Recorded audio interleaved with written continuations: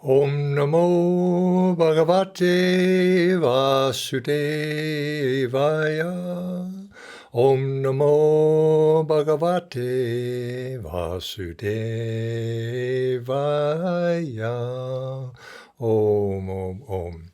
Welcome everybody back to this class series that we're having on the topic of cooperative communities. And of course, it originates from Swami Kriyananda's original book many years ago, Cooperative Communities, How to Start Them and Why, which later was Intentional Communities, How to Start Them and Why.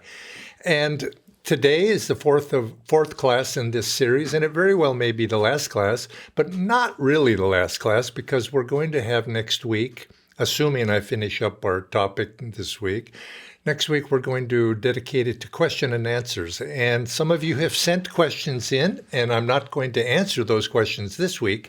I'm saving all of the questions for next week, and I encourage you, if you have any interest in this topic, to what questions might you have that might be universal, either specific to you or perhaps general.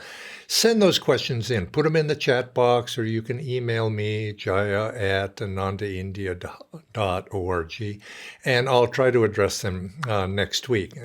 Now, this week, I want to begin. I titled this week's class Advice for Success, but I want to start by kind of outlining what my goals have been for this class series and why I'm interested in doing this and have been interested in doing this. And you could say they're specific and they're also in general. And generally, I wanted to share the message of Paramhansa Yogananda about communities. He said that in the future, this will be a social model for the future. And it'll be a solution also, perhaps, if difficult times come. But that's, you might say, a practical reason. But for me personally, I've found that the benefit is spiritual more than, practicality. I feel I could probably survive one place or another, but spiritually I found it really, really helpful. And I think since my interest is on that side, I wanted to share that to the benefits that come, not just practical benefits, but spiritual benefits for that. So I wanted to get this message out, share it, which Swami Kriyananda dedicated much of it, was one of the core missions of his life, was to share this message. And in that tradition also, to share this with people, because it has meaning for the future. And I think by sharing it and by being a part of it, we put ourselves in tune spiritually with my guru's message, Paramhansa Yogananda. So I do think that's one, you might say, a general goal. Specifically, I think, or generally also, I think perhaps we can plant seeds now, and the need, as I explained in the earlier classes, for experimentation. We have to realize, forming communities as a social model is not something that's you could call common. It's totally uncommon, but it's not a popular thing in general society. But that's to be expected in this day and age. I think one of my hopes is that people will be encouraged by, and with this thought, that awareness generally in the world, in our generation, generations to come, perhaps centuries, millennia to come, is expanding. There's greater awareness. And you could say there's a general upward trend in consciousness toward greater expanded awareness. That's encouraging. And hold that, this is what the great ones have said, and hold that thought, because yes, society goes through the ups and downs, and you look around and you think, negativity is on the rise. Well, these are temporary things. In the longer rhythm, positivity or greater awareness, higher consciousness is on the rise in the long stretch of things. And that is something we should share. We should work in that spirit and keeping that in mind. So that's one of my goals, is to share that message. And in the midst of that, I want to encourage groups of all sorts to take up this idea of community. Right now, you could say it's focused. My focus has been on Ananda Sangha, Ananda's community, but this is something meant for larger, and not just Ananda groups, and not just religious groups. And I think I've made the point that it's historically, religious groups have been the most long-lasting and tend to be most successful for a lot of reasons. The shared ideals, you might say, shared goals being one of them, and a willingness to sacrifice for those goals is one of the reasons. But ideally, there could be other reasons. And whatever that reasons is, secular reasons, non-religious reasons to come together. And so getting these seeds out there, I think, is important as well. So you could say just generally, that's what I'd like to encourage. We need models of all sorts, but you could say I do have also specific goals in all this. And one is I want to share this message of cooperative communities, intentional communities, specifically with disciples of Paramhansa Yogananda, of which I consider myself one, and Ananda Sangha is based upon that. And so specifically, Ananda has taken up this message to share the idea of intentional communities, and not just to talk about it, to put them into practice. And Ananda Sangha has created communities, Ananda Village being the first one. But since that time, we've expanded in other ways in cities and in different forms. And there's, in Italy and India, these sorts of things are coming up. And so obviously I have the goal, I'd like to see this message taken up by people who are disciples. And many of you, I think, who are watching, not all, but many, are disciples of this path. And I want to, you might say, aiming at you to realize the spiritual benefit of your own spiritual life, to take this up, to take this banner up and try to do what you can. Not everybody can, circumstances being what they are, but some of you could. And so that's, you could say, a specific one of my goals is to motivate you. Now, my history, of course, has been in America and in India. And so those are the two countries or the two regions I've been most interested in. And America does have something, but it needs more. We haven't created nearly fulfilled what Kriyananda's and Yogananda's hopes were. Much more work needs to be done here, and we have to find ways to do that, whether it's within the Ananda organization or perhaps some people affiliated with other disciples, but under the banner of Paramhansa Yogananda's message. And of course, in India, we very much need that. We need that. We haven't been able to get off the ground with that idea. We have centers, but we don't have this expression as a community. And I do think that this is in the works, and I'm planting that seed for those of you who are living in India, or perhaps even some foreigners who like to go to India, and to be able, we can do this together there. But also, I don't want to limit it to those two regions. It could happen South America, Asia, other places as well. Why not? Europe, obviously, would be a good place to plant these seeds and get something started. So that's, you could say, that's my more specific idea. And it doesn't, and people come, we invite people to come to Ananda Village, to the Ananda communities in America, and they see that, and sometimes there can be inspiration that comes from that, but sometimes it can be a little bit daunting. Oh my God, how can you possibly do something like this? And they just say, oh, I can't do that. But yes, we can. Why can't people, let's say in India, why can't people get together and buy an apartment or flat, a building, and share, go in, create it in the city where it's going to work? People could come together and find other models. You see, it's good to have a nice example as an Ananda Village, what can happen, but we also have to realize that there are other models as well. And so you could say, this is my, you might say, my motivation of what I'm trying to do with these series of classes. And in this last fourth class, I'd like to give a little more general advice. One,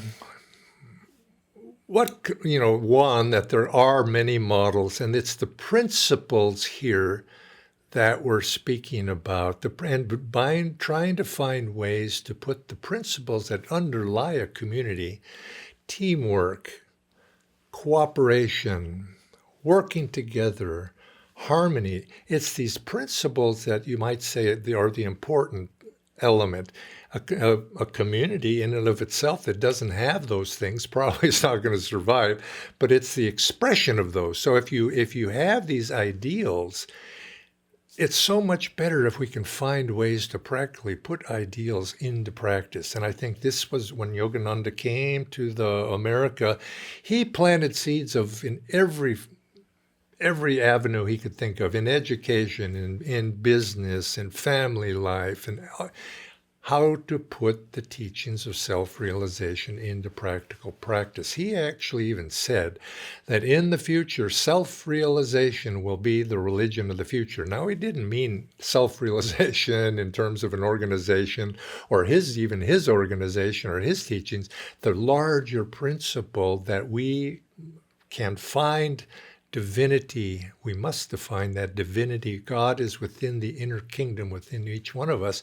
And that is, you could say, the religion of the future. But we can't leave it as a philosophy. We have to put it into practical applications. So in whatever way we can do that and we can express it, and if we can express these principles of community, which were so very important to Yogananda and especially to Swami Kriyananda, how much better that would be. And remember, it's just like, even in the Gita, it says, even a little practice of this Dharma, even a little practice of this inward religion will free one from dire fears and colossal sufferings. And we use that when we do our Kriya initiations and spread that teaching, but it applies in everything we do. Even a little practice in the direction that we are wanting to go will free one from dire fears and colossal sufferings. And that applies to all the spiritual teachings. Now, I read a statistic not too long ago, just coming back to that thought about, getting together in the urban settings. Ananda started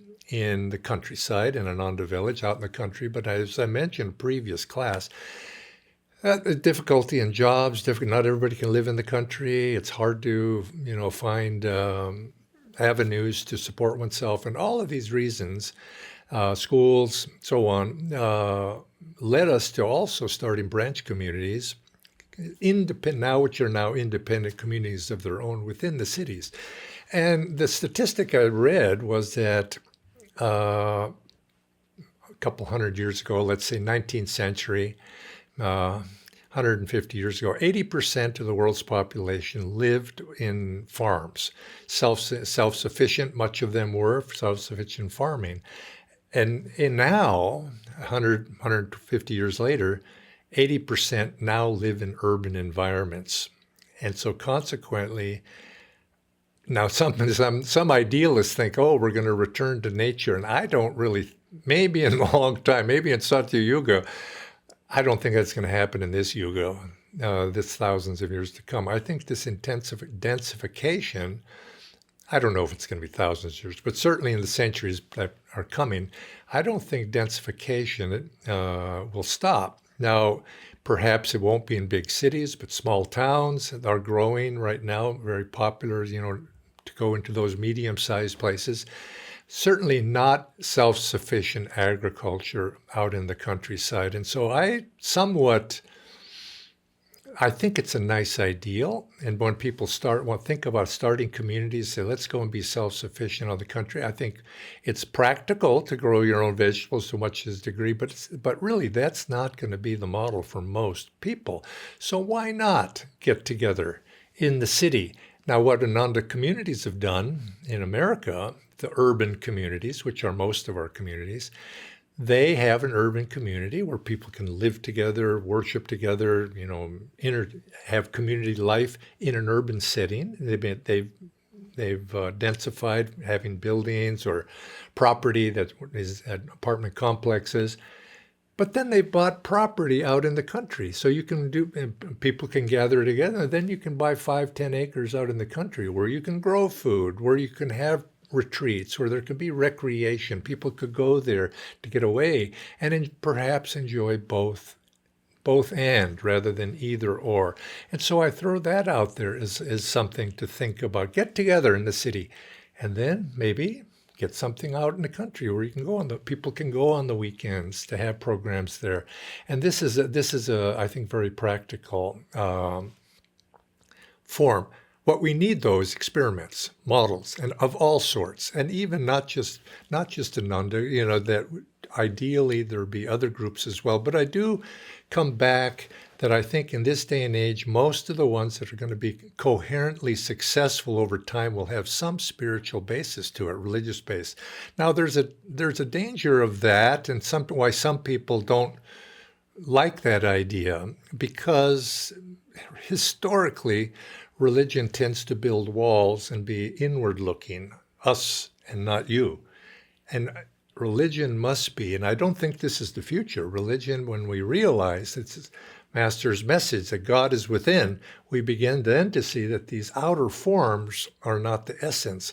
So we are trying to, in Ananda, our ideal here, is to be embracive. Yes, we have our core beliefs, but we embrace others as well. And this is the spirit that must be in the community, especially if we're going to be a religious-based community. You have to be open. I know in the early days of Ananda's existence, there was a very high communitarian ideal in America in the latter half of the 20th century. And there would be conferences, community conferences of people who were trying to start conferences. And Ananda wasn't very often invited to those even. People just sort of dismissed Ananda because we were religiously based, you see. And so, but the fact was, and as time went on, people began to see we actually were successful. We were practical. And that religious has its place, but spirituality has its place in a community. But I do agree that, yes, it'd be nice to find other models if they're there. The important point is, going back to what Swamiji said, is what works. And I think this is, we were to share advice, one of the principles that I would say that Swami Kriyananda said, and I'm just echoing here, he says, one should not start communities and whatever you can do, but don't expect miracles. It's directional. Even a little practice of this in religion, even a little practice of these principles, bringing them into whatever we're doing. It's enough, you could say, as Swamiji said, it's enough if a new way of life is better than the old one. And so consequently, we're moving in that be practical about it. I know one objection that others who were trying to start communities in the 1970s, 1980s, had about Ananda, who says, well, you're too normal. Our model was not, you might say, we didn't have a revolutionary system in place in terms of a revolutionary economic system, a revolutionary distribution of resources systems, these types of things. Because Swami Kriyananda he wanted to be practical. He says don't ask people to adopt a way of life that is too far removed from what they're used to. Now, is that compromising one's higher ideal? Well, no, because the higher ideal is not based upon a system. The higher ideal is based upon values, based upon consciousness, based upon inner values. And if you have the right attitudes, like I've mentioned, these cooperation, harmony, teamwork, working together, if you have those in place, the system is going to take care of itself. And you find, then again, we came back in Ananda to what works. And so consequently, people would come and we had started business and we'd pay salaries like that. And we would charge people for the use of this, fees for this, that, and everything, as opposed to trying to communize or total communitarianism, which is a nice model in many ways. But it was very difficult for people to adopt that. And it took a lot of, you might say, overhead in terms of time and energy, and it was beyond people's ability. So I think whatever you do, now I'm not speaking against those forms, Haribol if they can happen, but don't set your goals beyond the ability of the people who are members of your community can actually embrace and do. Go with what works, and then focus on the right attitudes, focus on the right, expressions of spiritual attitudes at least. And so again, I'll come back. I think it's very, very helpful. You have to clarify your core beliefs. Policies, and systems have a little bit of their place. You have to have something, but they have to be in expressions from inside out rather than system and then trying to change people inside. So at Ananda, we had certain policies, certain things that we had expectations. And so what I'm suggesting here is any group that wants to start does have to be clear of what their expectations are. It can't be amorphous because it doesn't gain, coherence, and you need that coherence to have magnetism. And of course, things can change, of course, as time goes by, but to just be totally amorphous is not going to be helpful. And so we had decided early in our evolution that Ananda would be a spiritual community based on the teachings of Paramhansa Yogananda. Now that could be, based on the teachings of like Oroville or Aurobindo, or it could be based on the teachings like Yogaville in the East Coast of the United States of Satchidananda, or it could be based even on the teachings of Jesus Christ. And it could be, they could be some religious domination. It could be whatever, but you have to have some basic understanding of what it's based on. Now, I've mentioned spiritual basis. Could be others if you can make it work. It could be others that there's, and I think it's possible, but it'd be for you to find out, see if that works. I think the second point at Ananda, our experience was membership would be for those, not just that Paramhansa Yogananda would be our ideals, but membership would be for those who considered themselves disciples of Yogananda. Now, we found for us this works, but again, I don't want to feel that this has to be the case. You need to find something that works for you.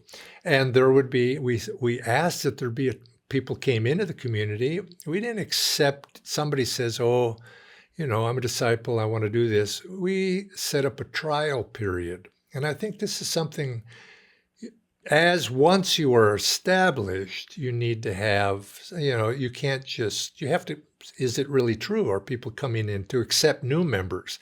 Now, before you have new members, you actually have to have something. And I think that depends upon commitment. And I think the individual people who are going to start, I think I would recommend, from what I've observed, that you gather together those people who have demonstrated some sort of commitment, rather than just philosophical attunement to it. And that commitment can take different forms. It could be commitment of a certain amount of energy. It could be commitment of resources, financial commitment. Certainly, I've mentioned the spiritual commitment of discipleship. That's another type of commitment. But if people make a commitment, they're invested in the project. And investment can be expressed in a number of different ways. And so if there's no investment, then what you find is it's just philosophy. And as I mentioned in the early days when I met Swami Kriyananda and he was promoting this idea, he would have meetings of those who were interested at his flat in San Francisco, and 20, 30 people would come and they'd debate all sorts of things. And I think of those 20, 30 people that I met there, maybe two or three at most actually ended up developing the commitment. So what did their opinions matter at first? I mean, it was good to get the discussion going, but it's really those people who make the commitment are the ones that you listen to. And that goes to a principle that has been very important in Ananda over the years in terms of operation and guidance and decision-making.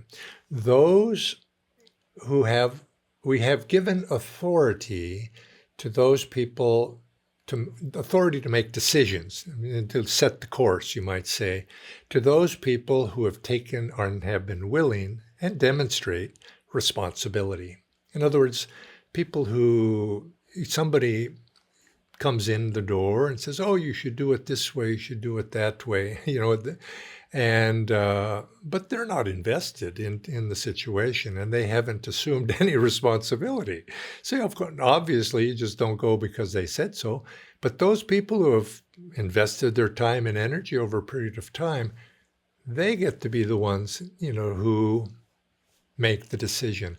And with this, to the large degree, this is how we've tried to do it. And we've tried to distribute decision-making broadly, and in terms of practical decision-making broadly within members who show initiative. And they take it, and they says, okay, you do this enough.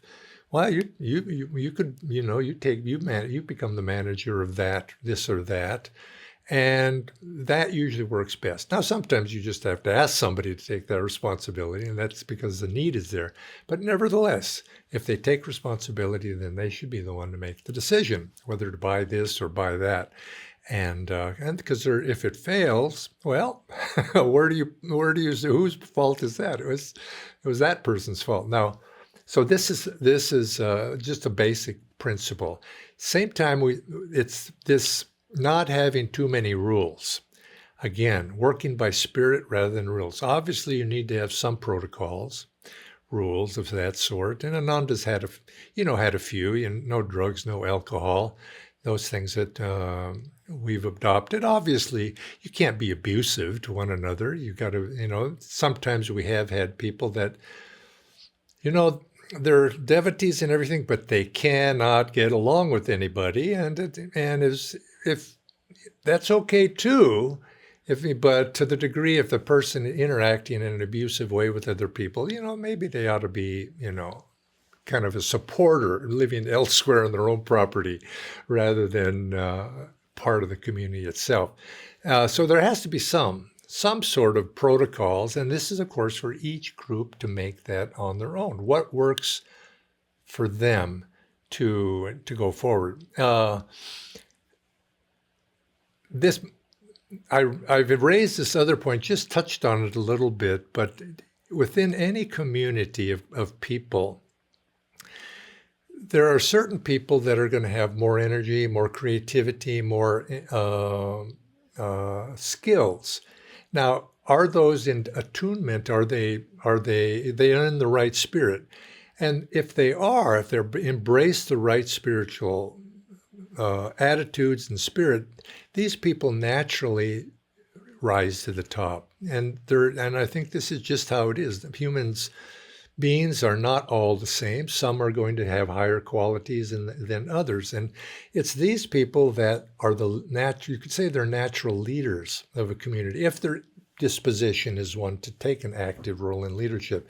And every community to some degree, needs leadership. Now that leadership, in starting a community such as Ananda, that fell upon Swami Kriyananda. Without his leadership, to set the tone, to set the guidance, it wouldn't have happened. It wouldn't have happened at all. So I think most communities takes somebody, an individual, to get the ball rolling, to take responsibility, to push it forward. It does not have to be one person.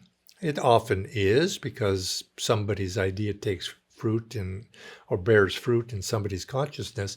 But the principle of leadership is important. And I think this is something Swami Kriyananda was very keen on, is what kind of leadership. And his feeling was it had to be supportive leadership, inclusive leadership, a leadership that brought people together and set the tone for where we as a group is going to go. So he naturally was inclined that way by his own personality, but he didn't monopolize leadership. And I think this is one of the hallmarks of a great person who is a leader, is he was able to pass that spirit on. And so he would often say, he said, many spiritual groups, spiritual movements, communities even as well, you could include in that, they have a life only as long as that of the founder.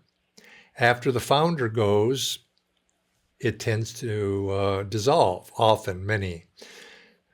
And he said, why? It doesn't have to be that way. He says, because that founder did not instill that ability to pass on that leadership quality to succeeding generations. And so he was keen on that. And it was the mark of one of his successes. Swami's been gone now for over 10 years now.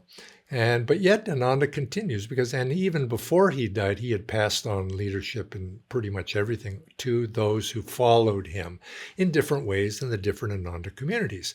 And I think the same thing is it takes leadership, but that leadership has to be one who brings other people up behind them. So that spirit then goes through the community as somebody is going to lead, and other people are going to be inspired by that to also take it on. And in this way, I think by this spirit, we make a community ours. You see, the community belongs to the members. It's for the members' purpose. The community exists in order to help individuals spiritually grow, however we express that. And it's for that benefit. If you have a community just for the as an expression of an individual, well, it's not really fulfilling its real purpose, spiritual purpose, which is to help others, those who are members, and perhaps by extension, those people who are inspired by whatever that community does. And so Swamiji always said, and then I think this is something, is if you're involved in an activity, say you're a leader of a certain manager of a certain aspect, you should be training your successor, inspiring your successor. Don't make it your own so that you can't be replaced. I think in a corporate world, sometimes this isn't stressed because if you're a manager in a certain department, you don't want your successor. You're going to lose your job. You're afraid, oh my God, if I teach everything I know to everybody else, they're going to let me go and get some young low-cost guy to come in and take my place, which happens. And unfortunately, that happens.